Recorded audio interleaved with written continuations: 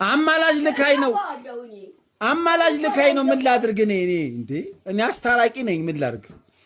ትንሽ ጨምሩላት። እርጎ ሰጠኛለ ሰጠ ራሷ ከፈተ እርጎ። አሁን ደግሞ እኔ ገና ታጥበሽ ገባሽ። ሰጥተውሻል?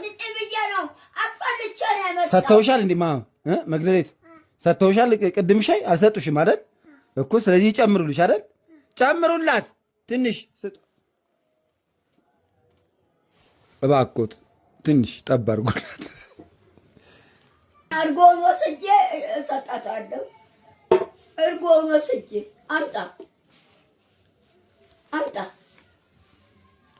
እስቲ ተጠጥቶለት ጠጥተህለት